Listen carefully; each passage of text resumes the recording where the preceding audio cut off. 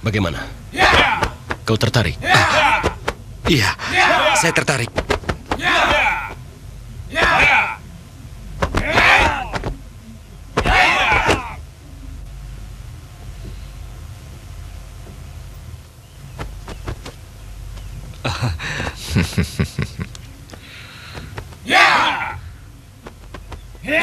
Aji Sura. Kakang Magadha, mari.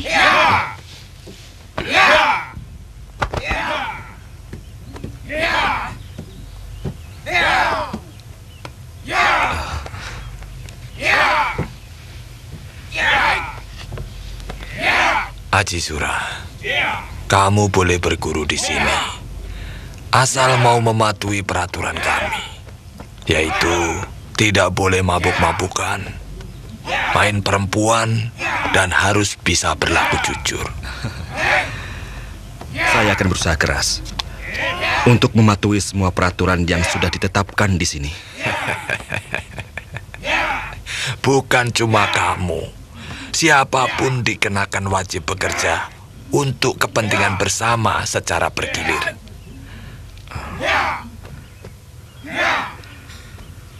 Apapun tugas yang diberikan pada saya, akan saya lakukan dengan sebaik mungkin. Bagus, bagus. Mulai sekarang, kau boleh memanggilku guru dan boleh mendirikan sawung untuk tempat tidurmu. Baik, Guru. Maaf, Guru. Bagaimana kalau Aji Sura tidur bersama saya, Guru? Kalau kamu tidak keberatan, silakan. Ayo, Aji Sura. Permisi, Guru.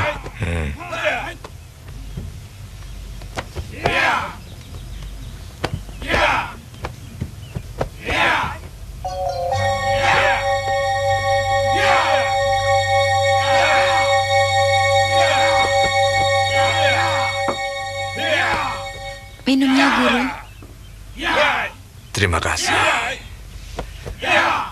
Dari pancaran sinar matanya kelihatan bahwa sebenarnya Aji Sura itu anak yang cerdas. Budi bahasanya juga bagus. Akan tetapi, guru merasakan ada sesuatu yang aneh dalam dirinya. Mudah-mudahan saja ini hanya prasangka guru.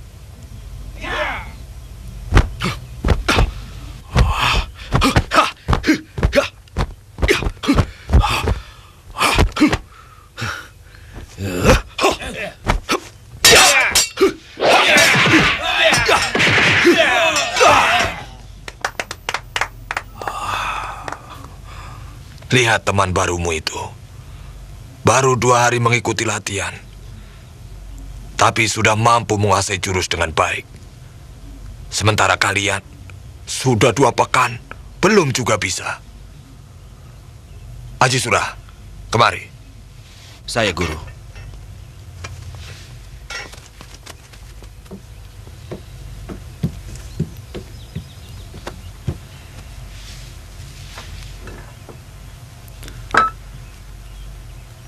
Aji Sura, coba jelaskan pada kedua temanmu ini, bagaimana kamu bisa melakukan jurus itu dengan sempurna dalam waktu yang sangat singkat.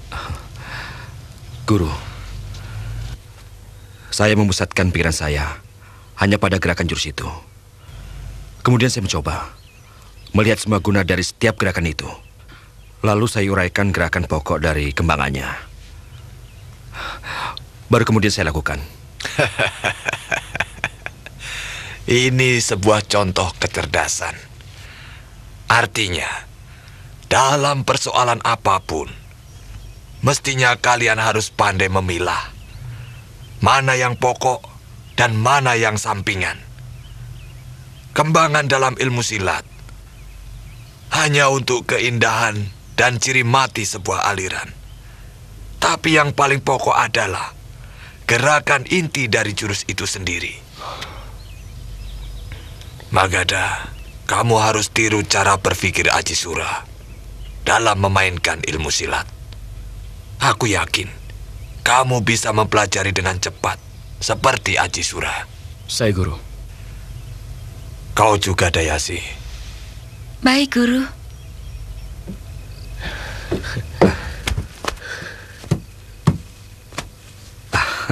Baru sekali ini, guru memuji seorang murid di depan muridnya yang lain. Itu pertanda bahwa kau cukup istimewa di mata beliau, Aji Sura. Sebenarnya itu agak berlebihan, Magada. Bagaimanapun juga, saya sudah mempunyai ilmu kanuragan. Sehingga kepekaan menerima jurus baru saya lebih tajam daripada kalian yang mungkin baru mempelajari dasarnya. Tapi sebenarnya banyak dari murid di sini yang sebelumnya pernah belajar di perguruan lain.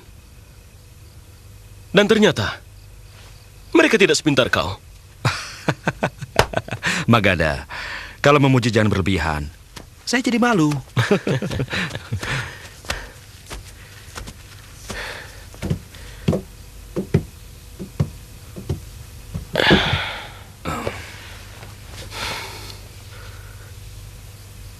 Kalau melihat kecerdasanmu, saya yakin guru pasti mau menurunkan ilmu andalannya.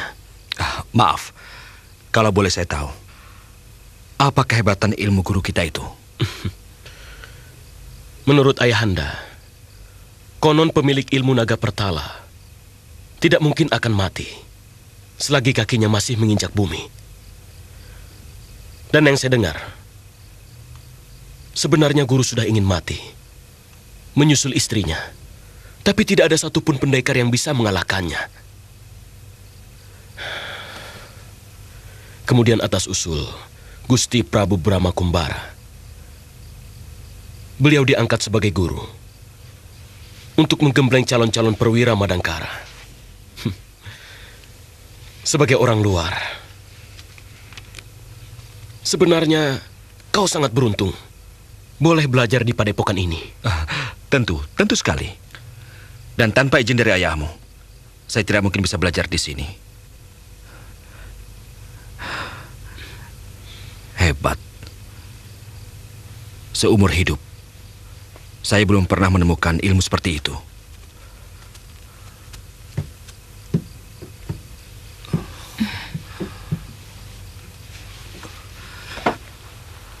Kalau saja saya jadi guru Ramapati, ilmu naga pertala akan saya jadikan kitab pusaka agar tidak sirna dari bumi Parahyangan. Oh, itu sudah dilakukan, Guru. Ilmu ciptaannya sudah menjadi kitab dan tersimpan rapi di kamar pusaka. Akan tetapi, menurut guru, memerlukan waktu yang cukup lama untuk mempelajari ilmu naga pertala. Tentu, ilmu sehebat itu pasti sulit sekali untuk dipelajari. Kecuali kalau guru mau menurunkannya dengan cara Aji Pengali Sukma. Maafkan dengan kebodohan kami, Kakang Aji Sura. Apa yang dimaksud dengan Aji Pengali Sukma? Hanya pendekar-pendekar berilmu tinggi yang memiliki ilmu seperti itu. Dan mereka dengan mudah bisa memindahkan ilmunya pada orang lain dengan cara mengalirkan lewat tenaga dalamnya. Dan itu berarti ilmu mereka hilang sama sekali.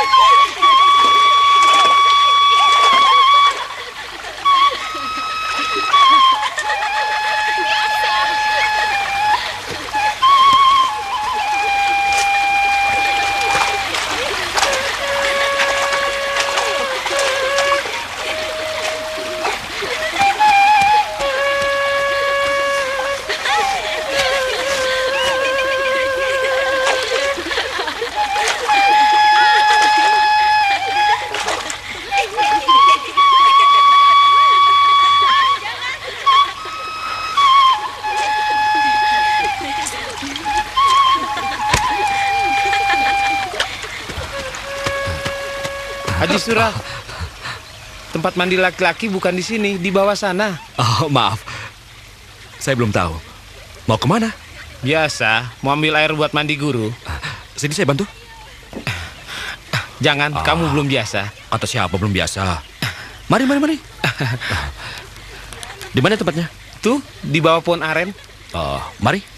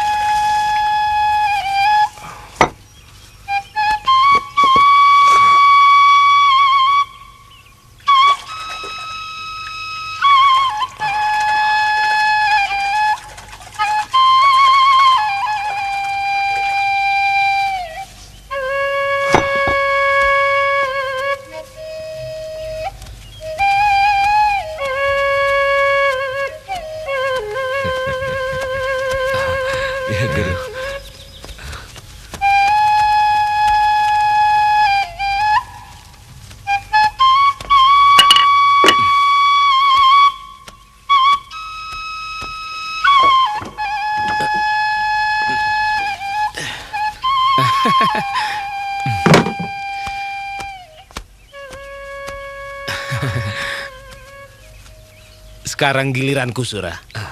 Baiklah.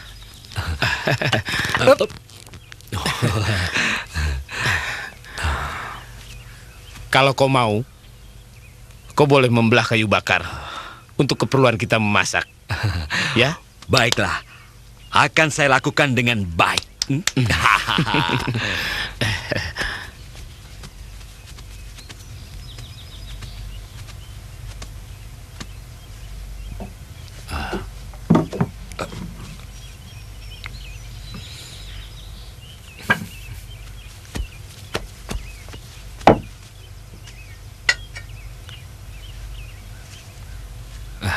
Guru. Iya.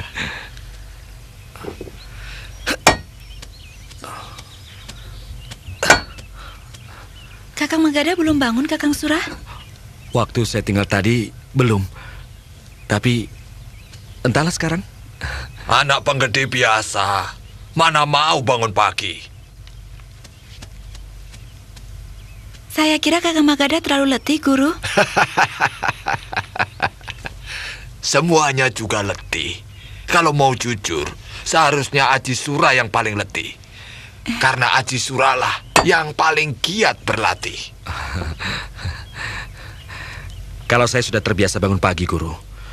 Dan ibu saya selalu menasihati agar saya bangun pagi jangan keduluan matahari. Memang begitu seharusnya. Supaya kita bisa menghisap cahaya matahari pagi yang penuh tenaga. Ingat itu, Dayasi. Beritahu kakangmu. Baik, Guru.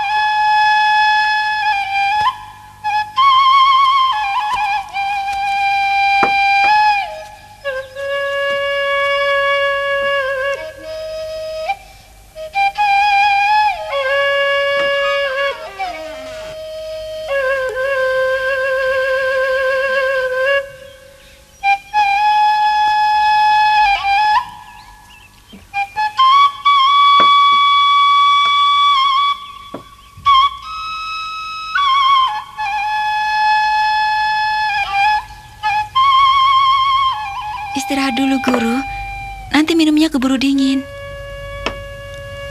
Ya, ya. Hop! Hop! Hop!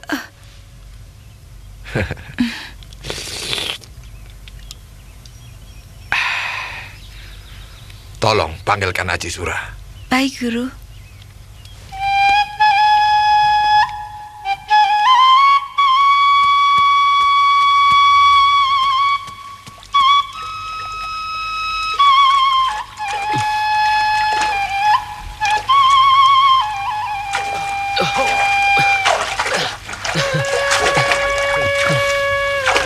Kakang Magada, Yo! Kakang Aji Sura dipanggil guru. Apa? Kakang dipanggil guru. Apa? Kakang dipanggil guru. Magada, Daisy bilang apa? Kamu dipanggil guru. Cepatlah, pasti ada sesuatu yang istimewa. Oh ya? Kalau begitu aku pergi dulu ya. Iya.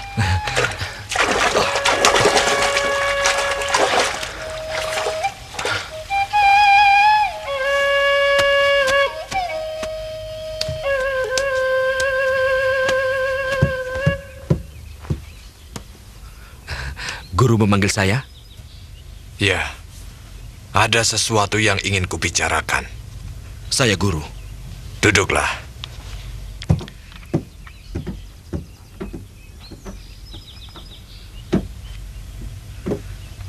Sebenarnya, aku terlalu gegabah mengatakan ini padamu.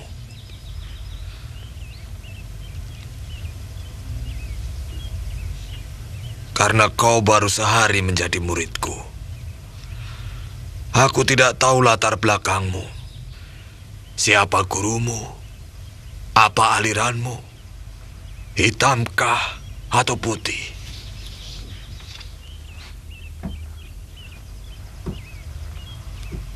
Katakan dengan jujur, siapa gurumu sebenarnya? Dan apa alirannya? Guru saya, Arya Silananda, Guru. Sebenarnya, saya tidak pernah tahu alirannya. Karena saya hanya mempelajari ilmunya, tanpa tahu asal-usulnya.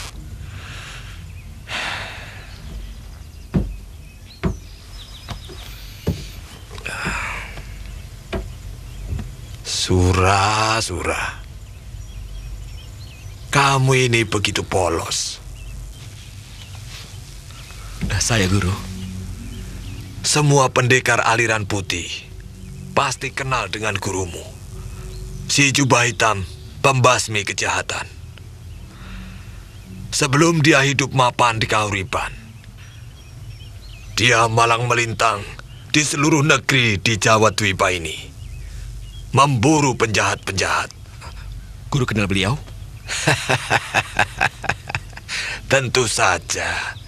Bahkan beliau masih kerabat dari Gusti Prabu Brahmakumbara. Aji Sura, ikut aku.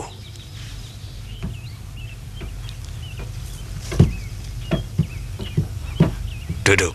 Terima kasih, Guru. Sura, aku tidak mau ilmu ciptaanku akan sirna begitu saja sesudah tubuhku terkubur. Maksud Guru? Sekarang, aku benar-benar merasa lega. Kaulah yang akan mewarisi ilmuku.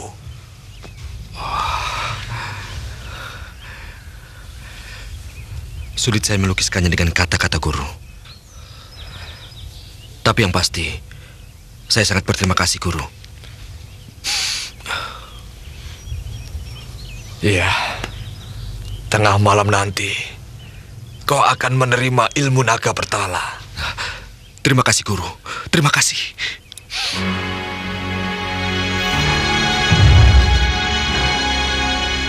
Kau siap, Aji Sura? Siap, Guru. Kau tahu, kalau ilmu naga bertala sudah masuk ke dalam tubuhmu, berarti umurku sudah di ambang malam. Yang ku minta, Jangan kau gunakan ilmu ini untuk kejahatan, karena dia akan mencelakakanmu.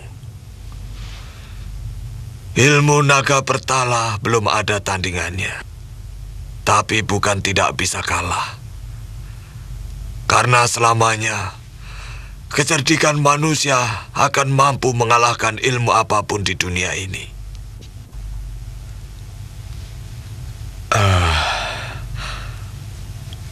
Kau mengerti maksudku? Mengerti, Guru. Bersiaplah menerima tanganku. Baiklah, Guru.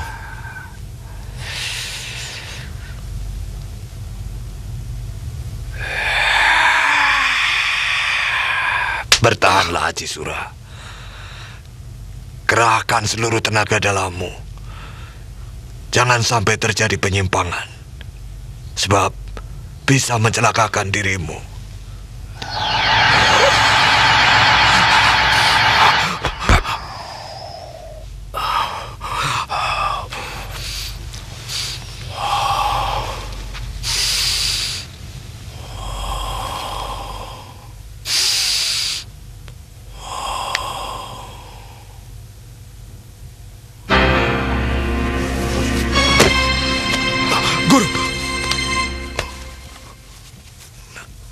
Naga bertala berhasil kusalurkan ke tubuhmu.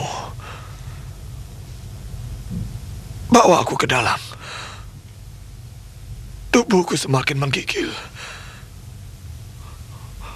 Baik, Guru.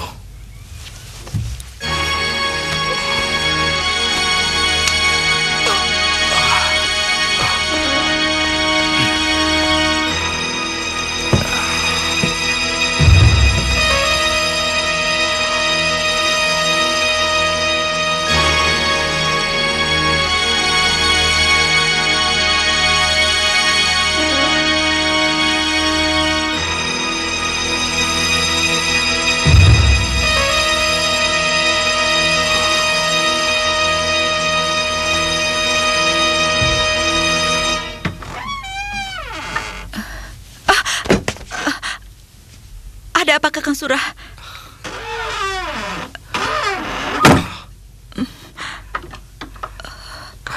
Kakang juga perlu selimut Dayasi.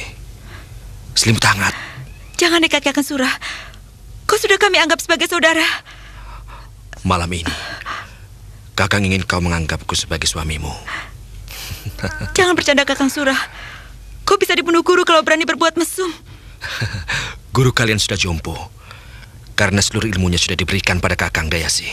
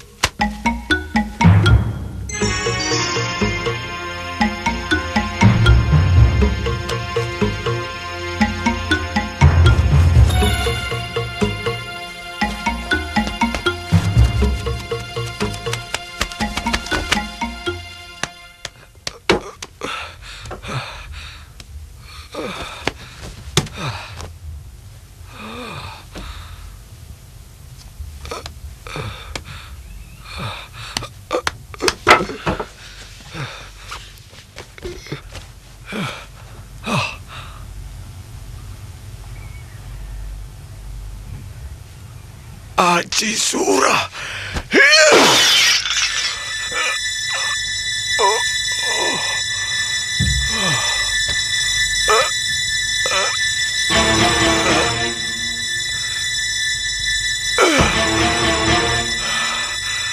Bajingan. Aku telah memberikan ilmuku pada orang yang salah.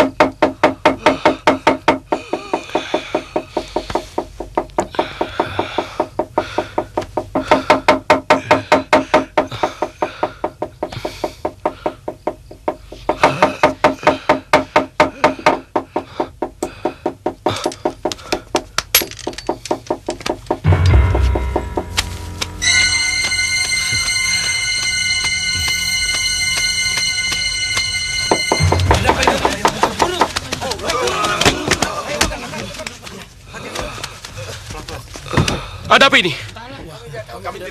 Ada apa dengan guru? Guru.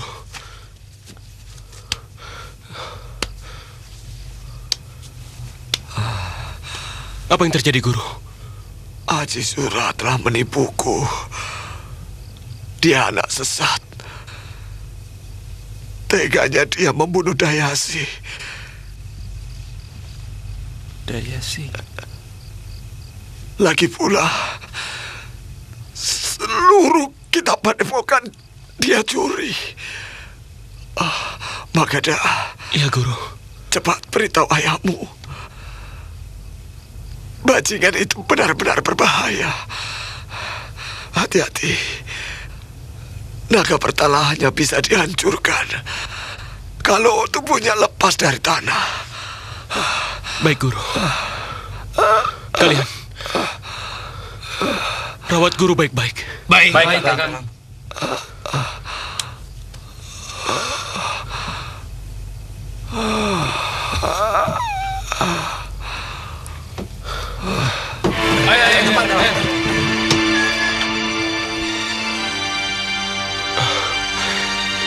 Dayasi.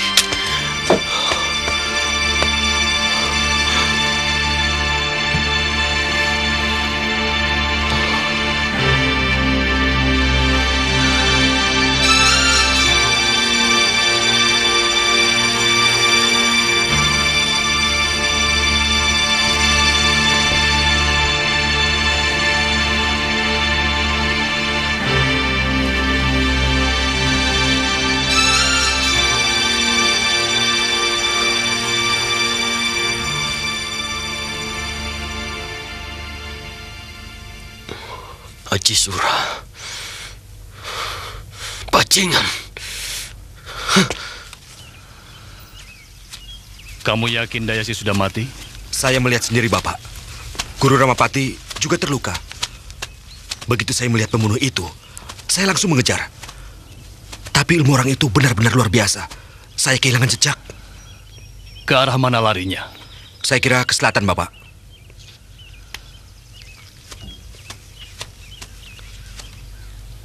Pasti ke Kuntala.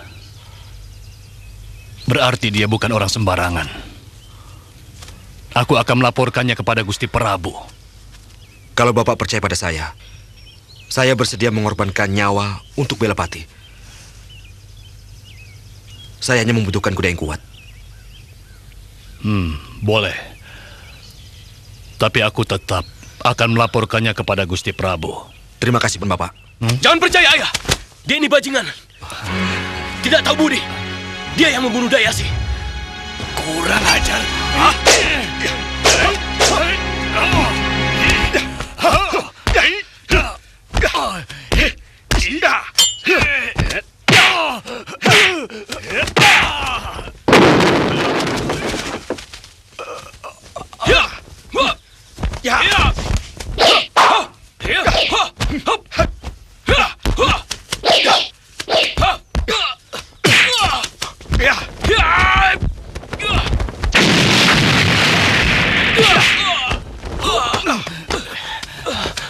Bajingan itu ilmunya memang luar biasa. Cepat lapor pada Gusti Prabu Brahma, biar ayah yang menghadapinya. Baik, Ayah.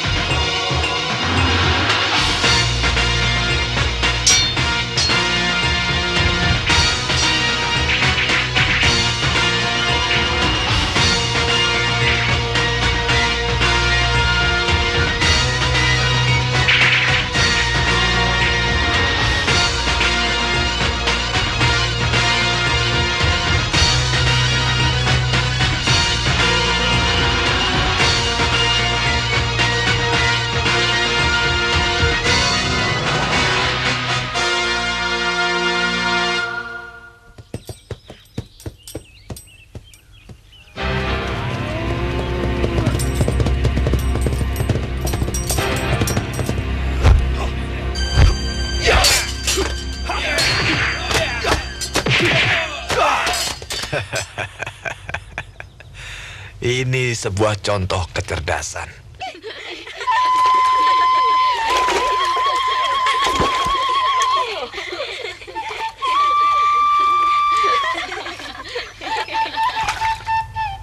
Ya, ya. Hop. Hop. Hop.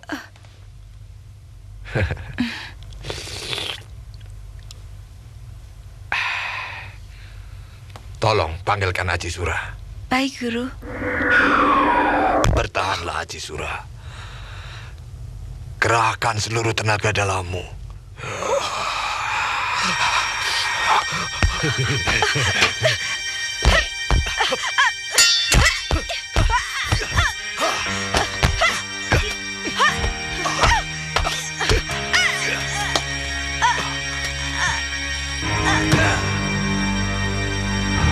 Bajingan.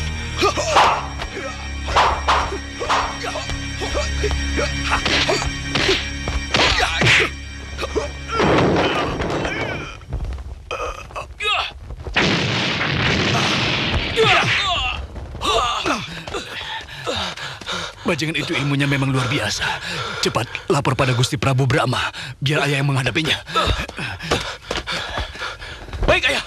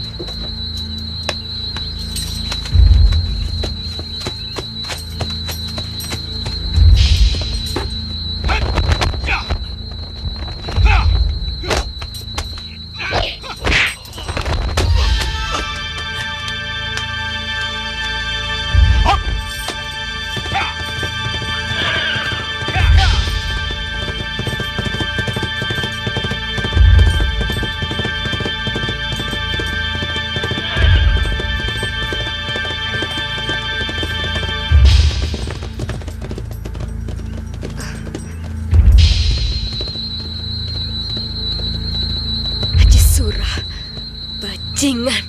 Hiya!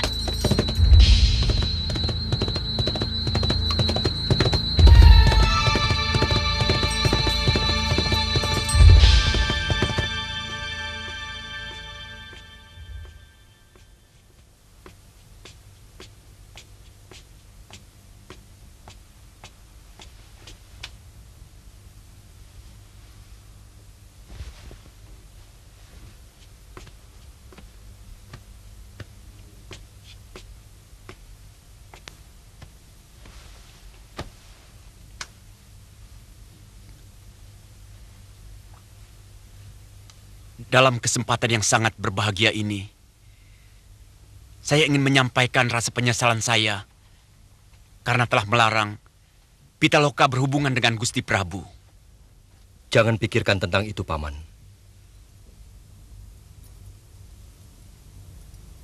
Aji Sura memang harus dihukum berat. Sangat berat. Apalagi menurut Eyang, dia menggunakan nama saya untuk perbuatan biadabnya.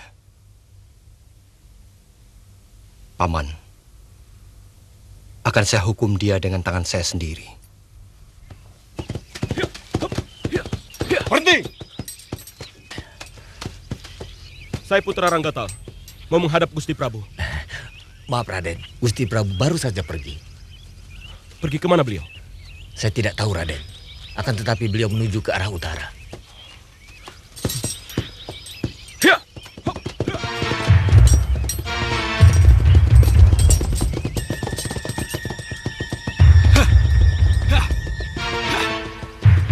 Haji Sura. Hup. Hei, hei. Ya. Hai. Hei, hop. Hei. Sabar, Dinda. Jangan marah dulu. Saya sangat mencintaimu. Sungguh. Mari kita hidup bersama. Saya kira setiap wanita tidak akan sudi punya suami seperti kamu.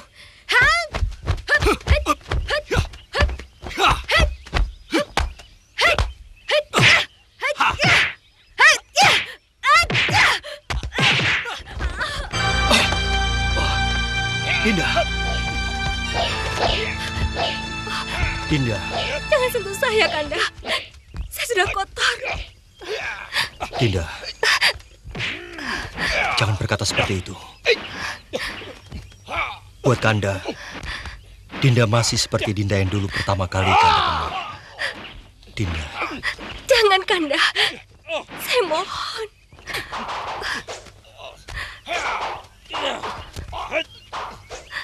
Saya malu. Seorang raja utusan dewa. Dia harus mendapatkan wanita pendamping yang terbaik.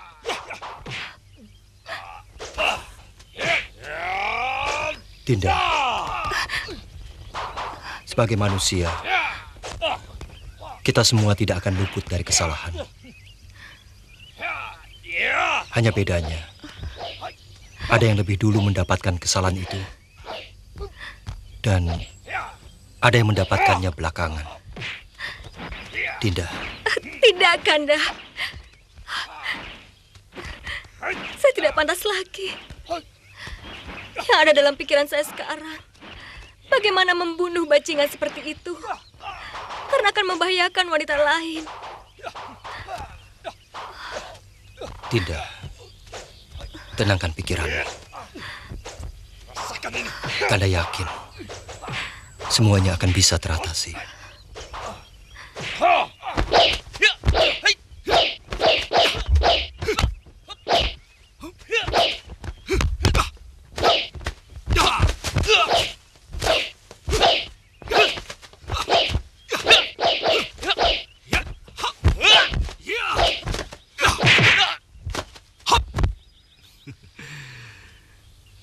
Jangan paksa saya untuk berbuat lebih kurang ajar lagi, Guru.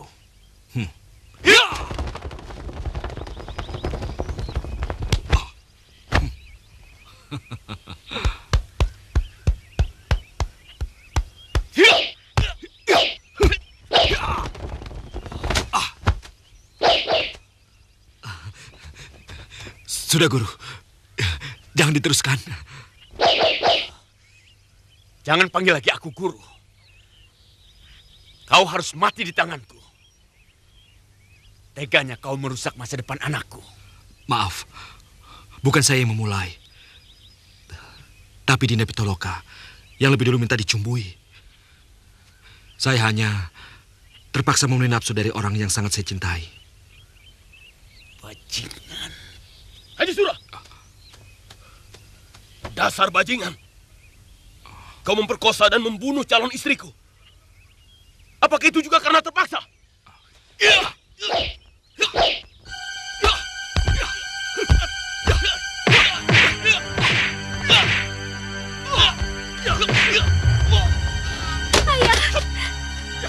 Ayah. Paman.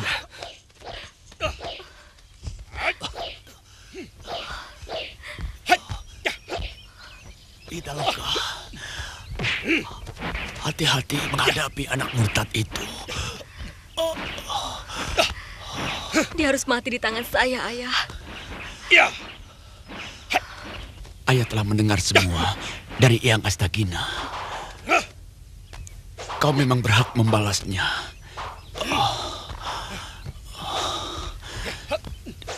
Dia memiliki ajian naga bertala. Kita tidak akan bisa mengalahkannya selama tubuhnya masih menginjak bumi. Nanda Prabu,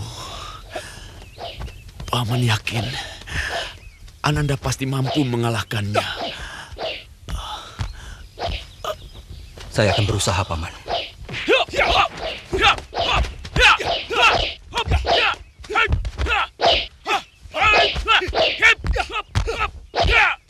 Yeah!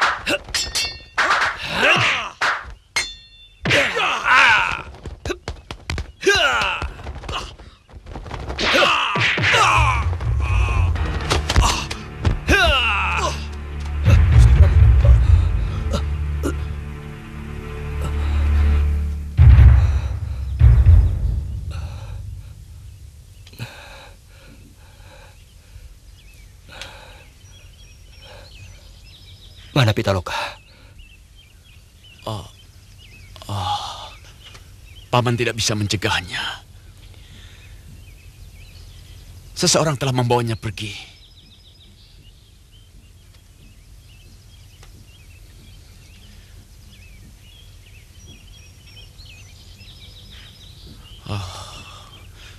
Mudah-mudahan bukan orangnya Luh Karpo atau Aji Sura.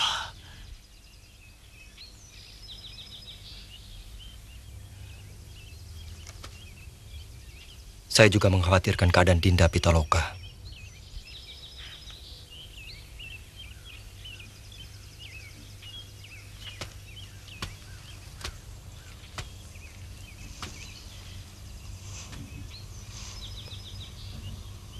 Saya berjanji akan mencari Dinda Pitaloka sampai dapat, Paman. Nanda Prabu, Paman mohon diri. Karena Paman merasa punya tanggung jawab untuk mengembalikan keris batu bulan ke tempatnya semula di Kahuripan. Semoga Dewata mendengar niat baik Paman. Hamba juga demikian, Gusti Prabu. Hamba mohon diri.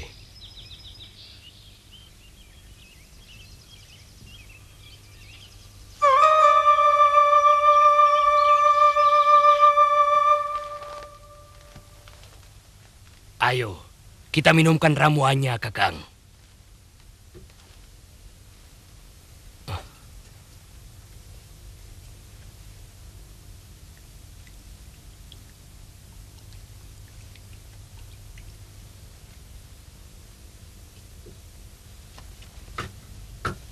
Bagaimana Pasogati? Sembuh? Luka dalamnya sudah berhasil aku sembuhkan. Akan tetapi, susunan sarafnya terganggu. Yang kutakutkan kalau ada yang putus. Mudah-mudahan ramuan tadi bisa mempercepat pemulihan kerja urat sarafnya. Aku kira ini diakibatkan oleh benturan yang terlalu keras di otak belakangnya.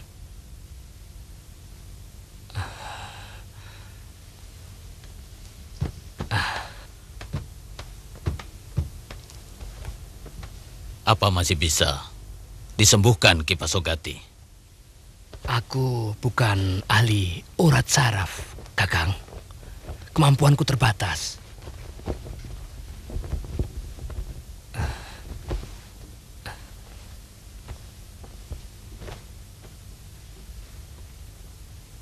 Sayang. Sebenarnya aku sangat tertarik pada bakat anak ini.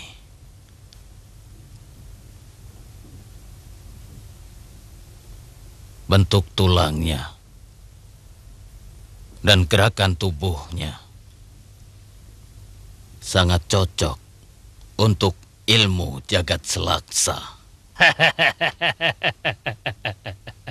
Anak ini memang sangat luar biasa.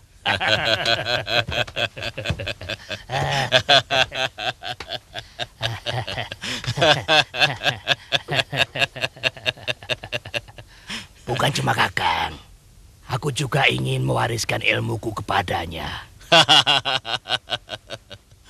Usahakan dia sampai sembuh, Pasogati. Hanya dia satu-satunya yang dapat mewarisi ilmuku. Aku yakin dia dapat membesarkan nama padepokan ini.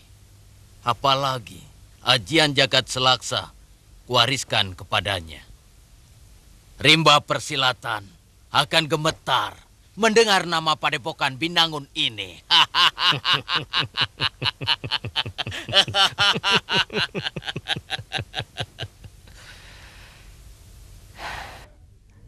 Kakang,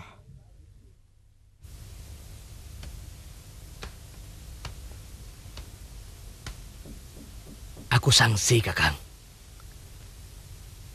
Mengingat dirinya pun dia tidak mampu. Dan kalaupun bisa disembuhkan, apa mungkin kecerdasannya bisa pulih?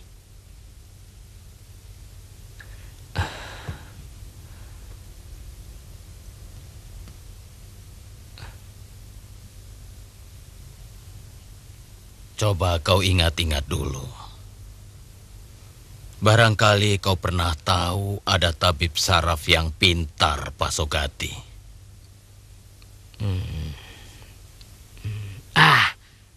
Ada. Ada, Kakang.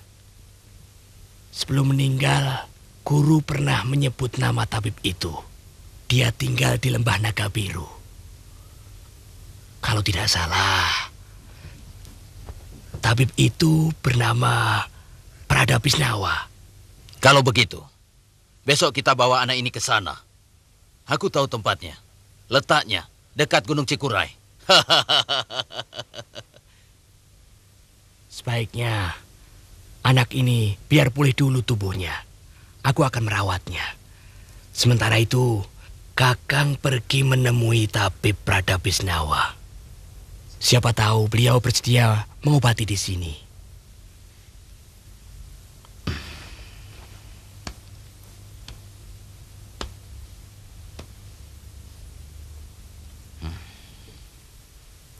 Itu gagasan yang paling baik.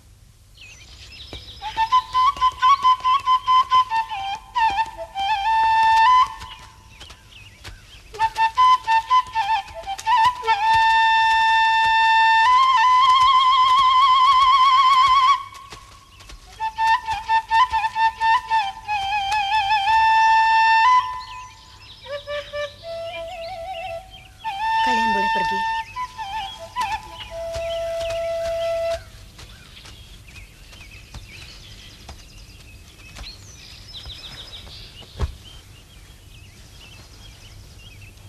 Maaf, Kanda Prabu. Dinda. Kanda tahu. Dinda ingin mengutarakan sesuatu. Katakan saja. Tidak usah sungkan. Dinda lihat, beberapa hari ini Kanda selalu murung. Ada apa sebenarnya? Kanda memikirkan Dinda Pitaloka. Kanda yakin dia masih hidup. Kanda harus mencarinya, Adik Mantili. Maaf, Kanda Prabu. Tapi bagaimana dengan tugas Kanda sebagai raja?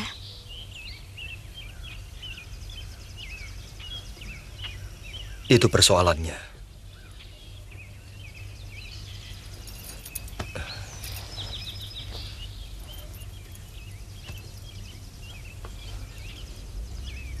Tapi Kanda akan mencari waktu yang tepat. Dan sementara Kanda menitipkan Madangkara pada Paman Patih Argani. Dan kamu, Mantili. Maaf, Kanda Prabu. Apakah tidak sebaiknya Kanda sebarkan dulu mata-mata untuk melacak keberadaan Kanda Pitaloka? Baru kemudian Kanda menjemput ke sana.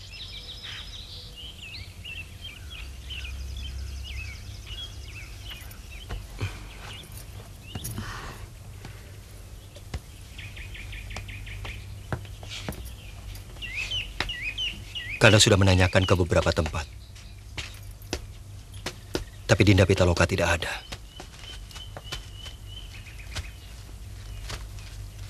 Kanda tetap harus mencari siapa yang menyelamatkannya. Kanda Prabu, Dinda mohon untuk sementara Kanda jangan meninggalkan keraton. Dinda dan Kakang Kamasuta akan mengatur orang-orang untuk mencari Kanda Pitaloka. Terima kasih, Dinda.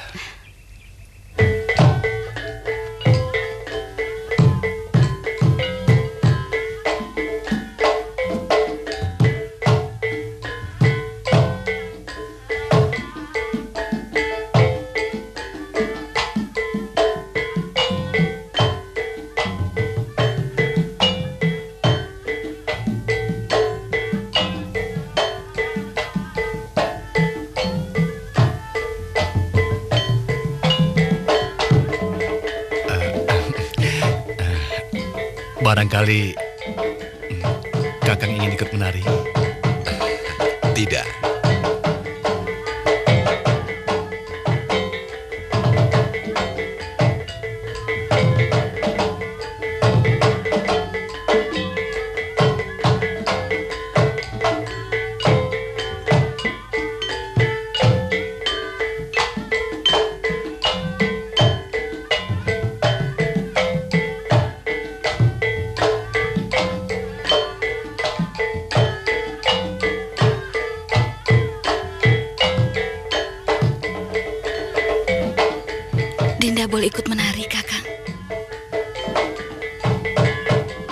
perlu.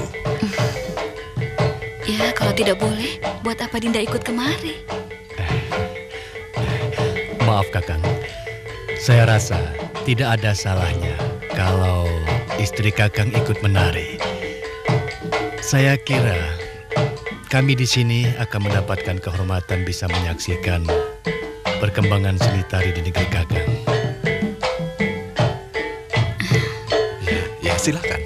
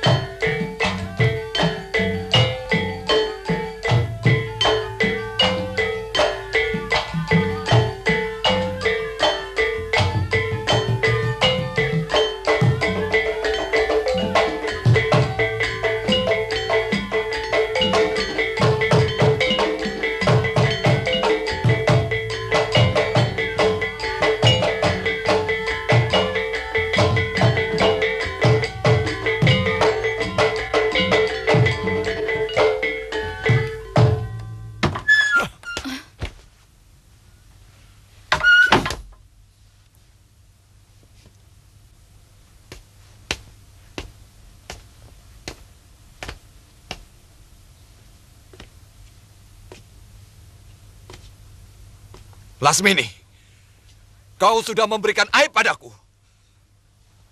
Tidak pantas istri seorang tumenggung Pajajaran melenggang-lenggok seperti itu. Apalagi hanya di hadapan petinggi sebuah kadipaten. Apa salah saya, Kakang? Saya hanya ingin memperkenalkan sebuah tarian baru yang sedang digandrungi orang-orang kota Raja Pajajaran. Dan ternyata semua orang senang, Kakang. Setiap lelaki senang melihat wanita yang mampu membangkitkan birahinya. Tapi bukan kamu yang melakukannya. Kau istri seorang tumenggung. Dan karena kau datang bersamaku membawa amanat Gusti Prabu Siliwangi, maka kau pun harus membawa nama baik Pajajaran, bukan sebaliknya. Saya tidak mau seorang pun membelenggu kemauan saya. Tidak usah membawa-bawa nama Pajajaran. Saya tahu, sebenarnya Kakang cemburu melihat semua lelaki memperhatikan dan mengagumi tarian saya. Kau keliru. Ternyata kau masih belum bisa membawa diri sebagai istri seorang pembesar. Kelakuanmu masih seperti rakyat jelata. Cukup. Jangan lupa, Kakang. Ayah saya juga seorang petinggi Madangkara. Bahkan sekarang menjabat sebagai Mahapati. Siapa yang tidak kenal Mapanji Aragani?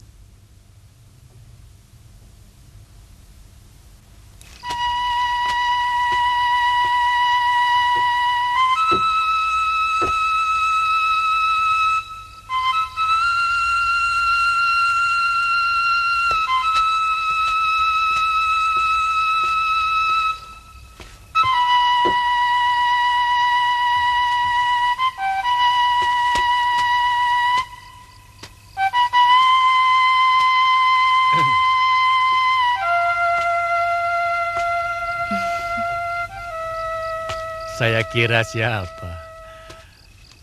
Kertamaya memang lebih panas dari Pajajaran. Nyai Tumenggung pasti sedang cari angin. Iya, saya mencari kesejukan di sini. Di kamar terasa pengap. Kenapa tidak bersama Kakang Temenggung? Air pegunungan pun menjadi panas kalau ada dia. Saya ke taman ini karena di kamar ada dia. Kok tidak bersama dengan Nyi Dumila?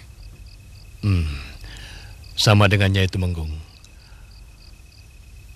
Air pegunungan pun akan menjadi gerah kalau ada dia.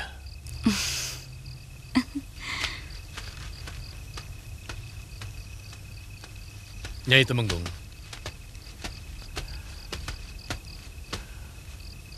Bagaimana dengan Kertamaya menurut Nyai Tumenggung?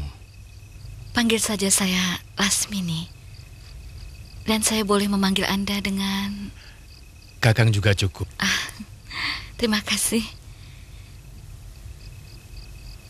Ternyata pejabat-pejabat Kertamaya jauh lebih mewah dari pejabat Pajajaran. Saya suka itu. Dan saya betah dengan suasana Kertamaya yang penuh gairah. Orang-orang Pajajaran terlalu kaku. Kami memang mengabdi pada kesenangan. Dewata Agung menciptakan alam semesta untuk dinikmati oleh penghuninya. Saya setuju. Hanya orang-orang bodoh yang memicingkan matanya untuk kesenangan.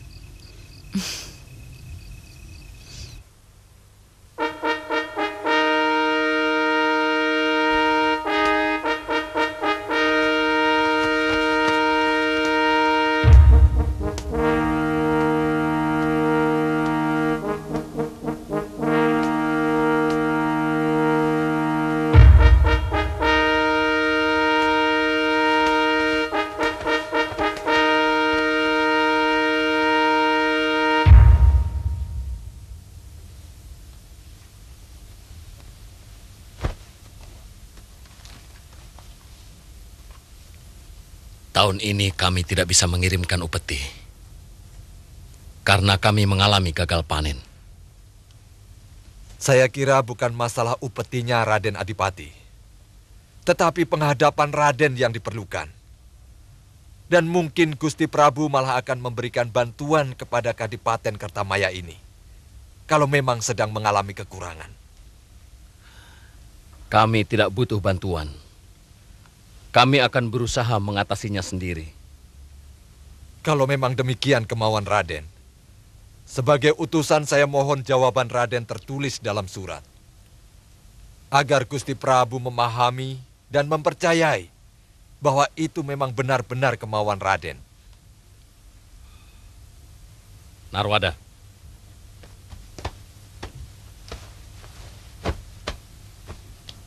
Hamba Raden.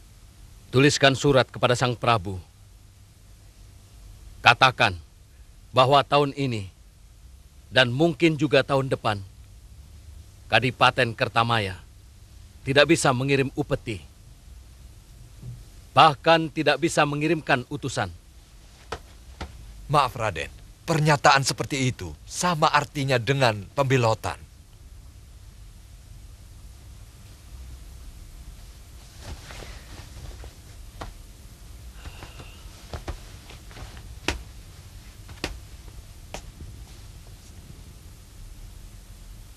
Terserah penilaian Sang Prabu. Aku yakin Paman Tumenggung seorang utusan yang jeli dan cukup jelas mendengar kata-kataku.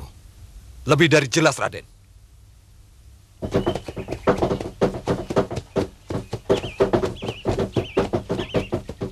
Kita selesaikan urusan kita begitu sampai Pajajaran.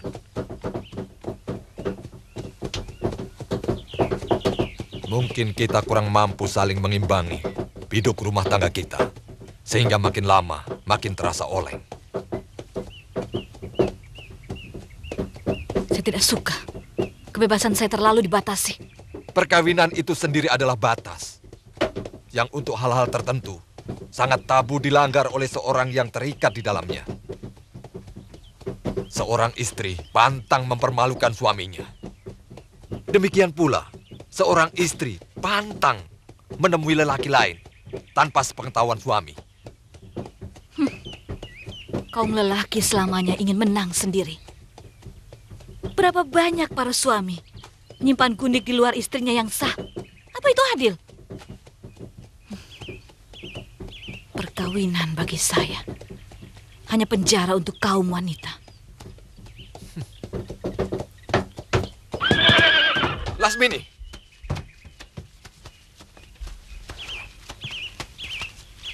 jaga mulutmu. Sejak zaman dulu, kaum lelaki ditakdirkan untuk memiliki istri banyak. Karena kaum lelaki ditakdirkan untuk melindungi kaum wanita. Hebat.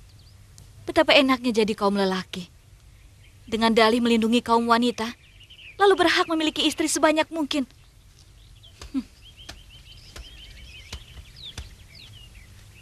Kita berbeda pandangan, Kakang Tumenggung. Cara seperti itu tidak adil. Karena jauh di dalam lubuk hatinya, Tidak ada satupun wanita yang rela diperlakukan seperti itu. Tergantung wanita macam apa yang menilai. Karena pada hakikatnya, setiap wanita bahkan merasa terlindungi oleh ikatan perkawinan.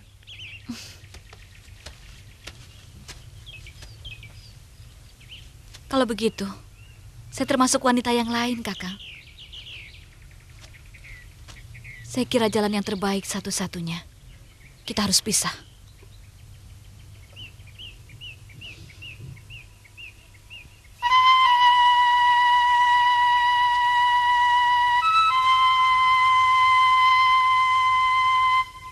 Itu memang keinginanmu. Tidak apa. Buat apa mempertahankan perahu rapuh?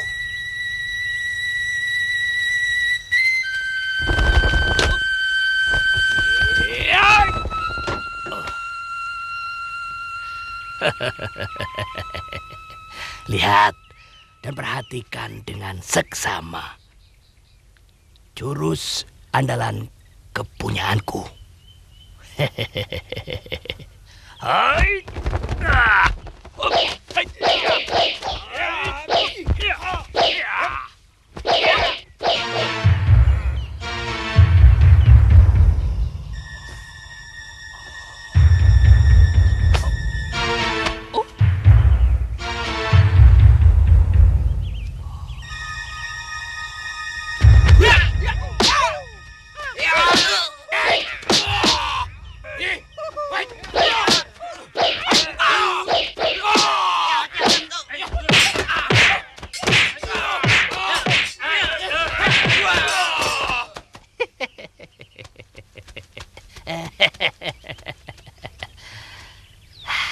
Bagus kan jurusnya?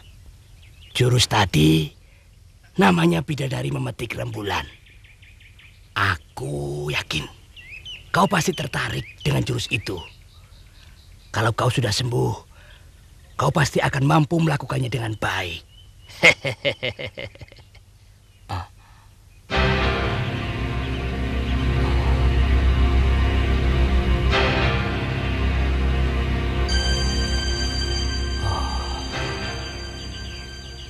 Kasihan.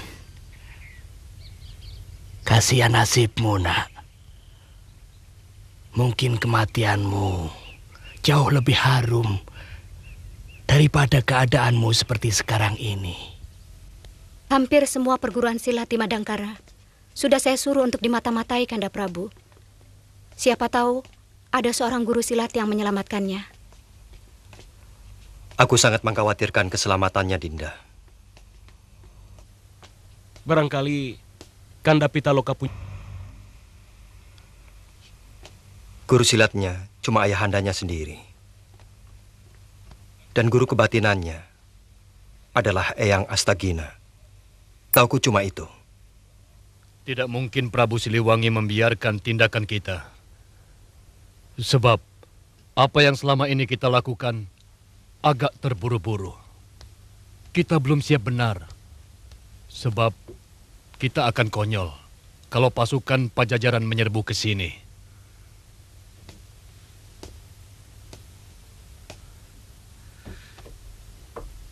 Kau takut, Kakang Narwada? Saya cemas. Rencana besar Raden Adipati akan kandas.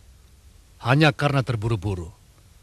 Kalau kita lebih siap lagi, saya yakin pasukan Kertamaya akan bisa menang. Dengan satu syarat, kita dahului menyerang. Sebab menyerang jauh lebih baik daripada bertahan. Kalau begitu kita serang. Kenapa harus bingung? Pesanan kuda dari Majapahit belum datang. Sementara pasukan menyerang tidak punya arti apa-apa tanpa pasukan berkuda.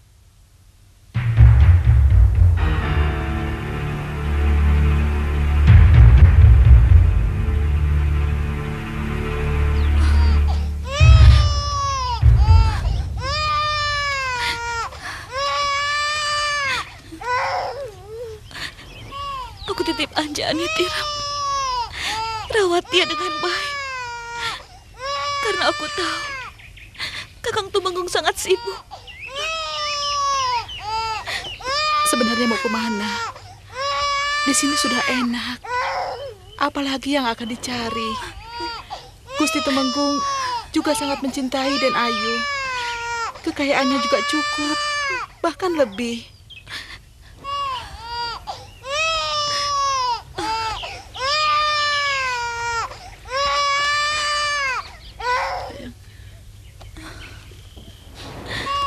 Sayang.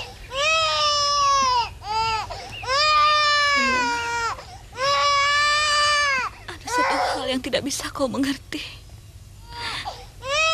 Aku tidak bisa hidup dalam kekangan.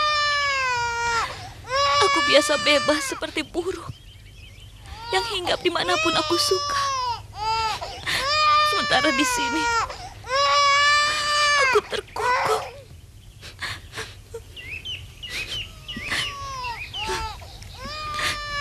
Jaga anakku baik-baik. Suatu saat aku pasti akan menjenguknya. Saya kira Dan Ayu lebih baik menunggu Gusti Tumenggung. Sampaikan salamku pada Kakang Tumenggung. Katakan juga, aku minta maaf karena tidak mampu mengabdi dengan baik. Sayang,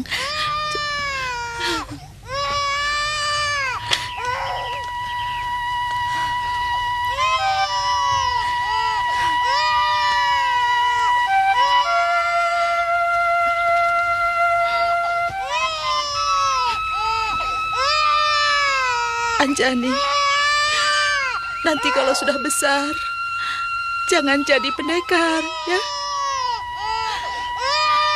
Sebab pendekar itu lebih mencintai pedangnya daripada suaminya.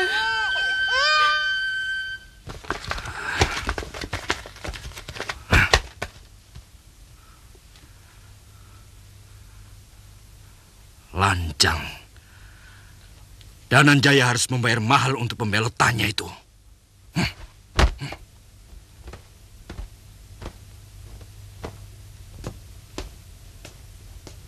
Ampun Gusti. Menurut hamba, sebaiknya Kertamaya kita serang sebelum mereka siap. Cukup dengan 1/4 angkatan. Kita pasti mampu menggulung mereka.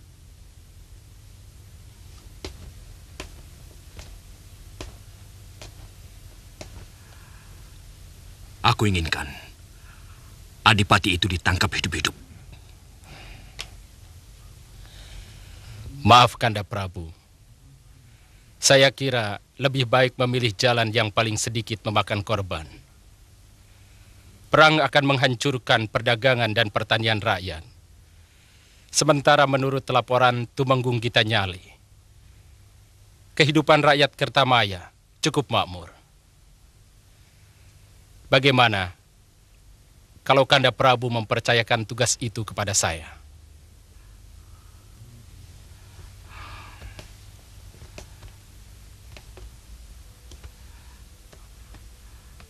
Apa yang akan Dinda lakukan?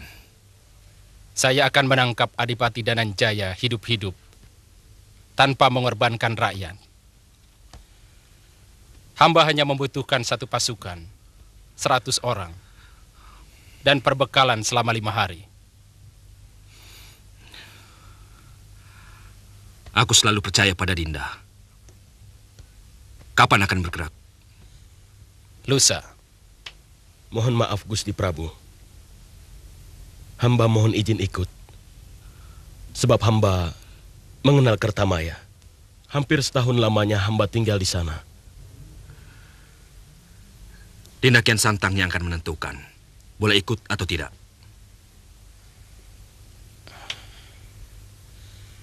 Saya merasa tidak keberatan, Kanda Prabu.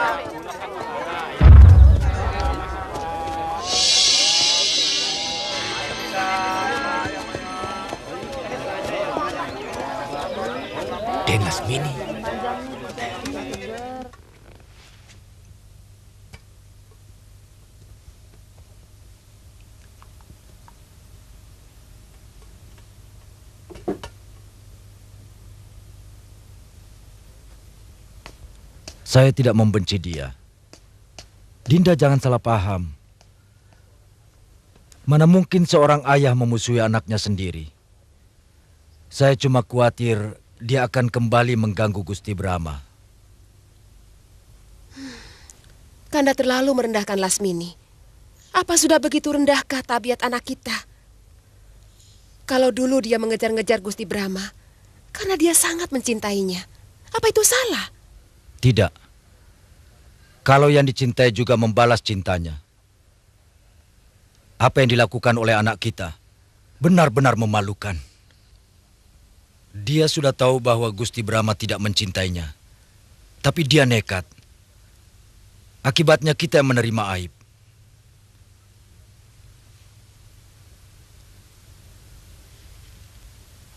Aku bahagia waktu mendengar dari Lesmana bahwa Lasmini telah kawin dengan seorang tumenggung dari Pajajaran.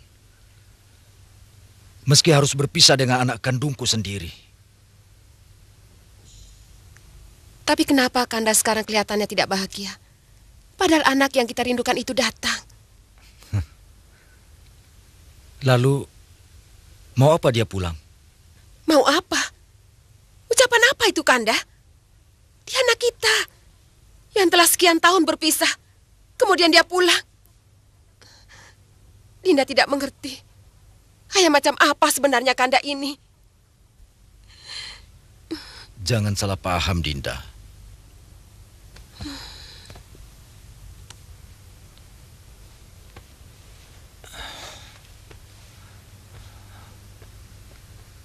Kanda tidak ingin mendapat malu untuk yang kedua kalinya, Dinda.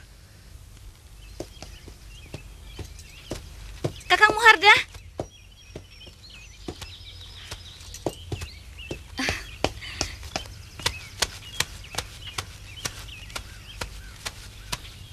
Ada apa, Den? Kakang Muharda mau kemana? Saya disuruh Gusti Patih Haragani ke istana. Kakang Muharda sering ke sana? Ya pasti. Semua kuda-kuda pilihan yang ada di sana, itu saya yang ngurus.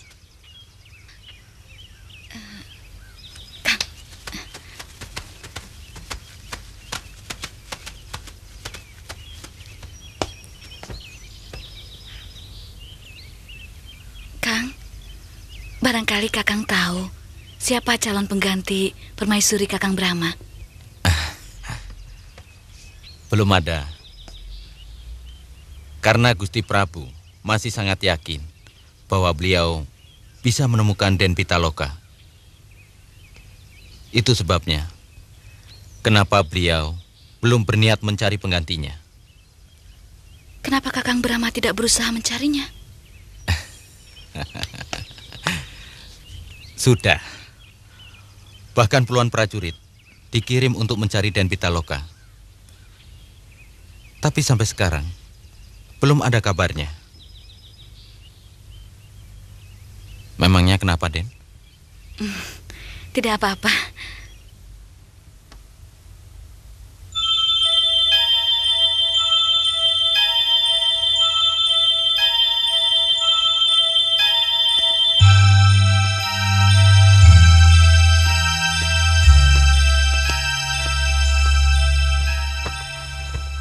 Waktunya kurang tepat kalau kamu mau beranjang sana ke istana. Gusti Prabu sedang banyak masalah. Mungkin kedatangan saya malah bisa menghibur Kakang Brahma, Ayah. Beliau raja kita, Lasmini. Kurang layak seorang abdi menyebut rajanya dengan sebutan Kakang. Kanda, bagaimanapun Gusti Brahma kan pernah menjadi saudara seperguruan Lasmini. Wajar saja kalau dia terbawa memanggil dengan sebutan persaudaraan. Lagi pula di rumah sendiri. Dimanapun kita berada, kita harus menghormati raja kita dengan sebutan yang pantas. Sebab menyebut seorang raja dengan seenaknya akan mempengaruhi sikap dan pengabdian kita. Mengerti, Lasmini? Apa salahnya, Ayah? Kalau saya memberikan selamat pada orang yang pernah saya cintai?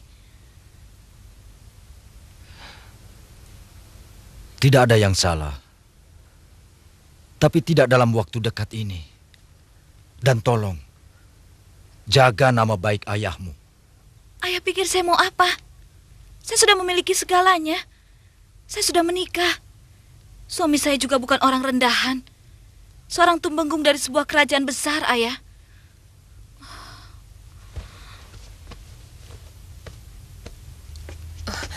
Lasmini. Ayah terlalu menghina saya, Ibu. Jangan perlakukan saya seperti sampah yang hanya bisa menebar bau busuk. Lasmini, ayahmu tidak bermaksud seperti itu. Dia tidak mau melihat kamu terhina.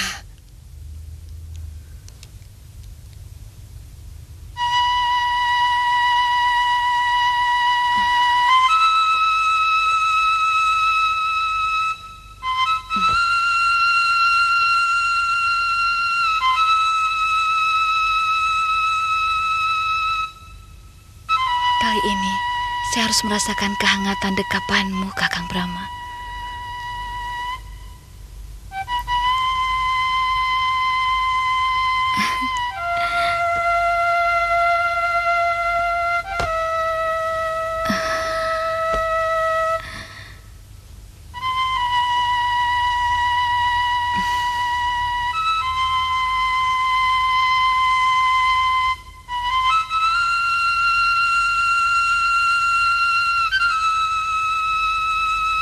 Kali ini, saya tidak boleh gagal.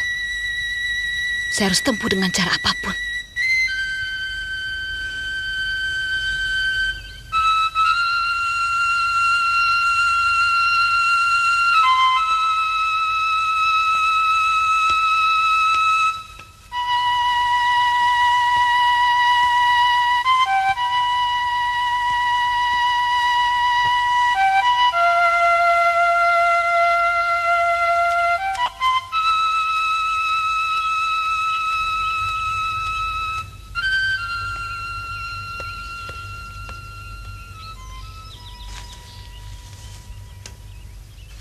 Putri Gusti Pati Aragani mohon menghadap Gusti Prabu. Kau tahu hari ini bukan hari penghadapan, bukan? Hamba sudah menyampaikannya, Gusti. Tapi beliau memaksa. Hanya sebentar katanya. Karena besok sudah harus pulang ke Pajajaran.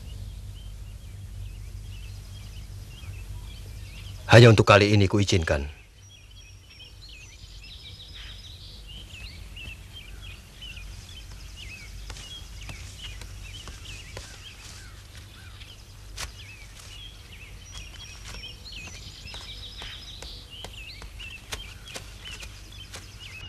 Gusti Prabu berkenan menerima tamu. Terima kasih. Silakan.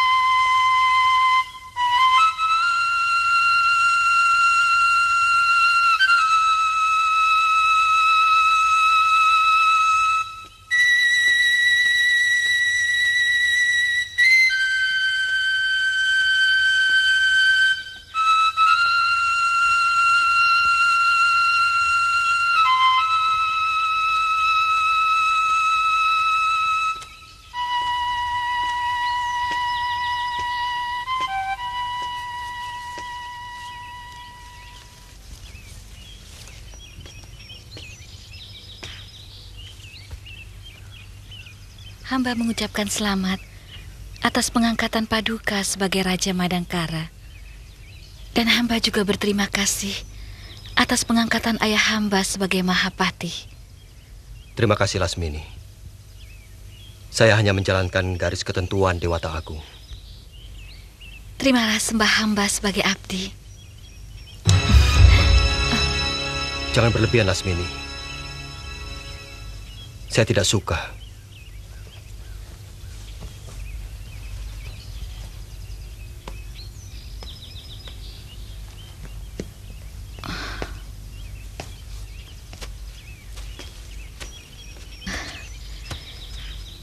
Hamba terlalu kagum atas kebijaksanaan Paduka yang telah mengangkat semua pejuang Madangkara sebagai pejabat-pejabat tinggi mendampingi Paduka. terutama pengangkatan Ayahanda sebagai Mahapati. Mereka harus menerima penghargaan yang setimpal dengan pengabdiannya.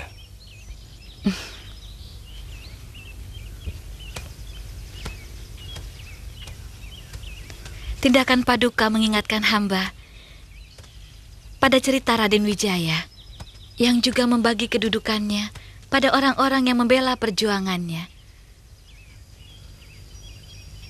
Ada keperluan apa kau menghadap saya, Lasmini? Oh ya, saya dengar tentang perkawinanmu dengan seorang tumenggung Pajajaran.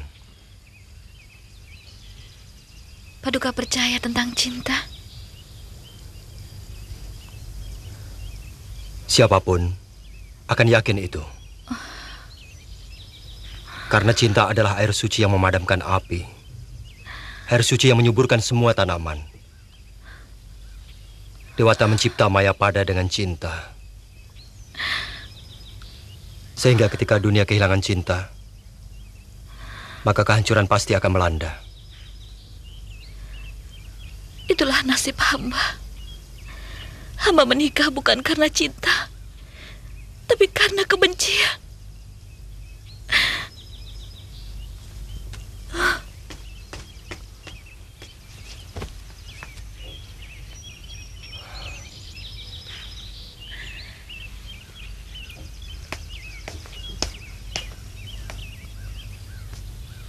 Apa maksud dari kata-katamu itu? Hamba benci kepada nasib hamba. Hamba merasa dipermainkan Dewata. Hamba tidak pernah mendapatkan apa yang hamba ingini.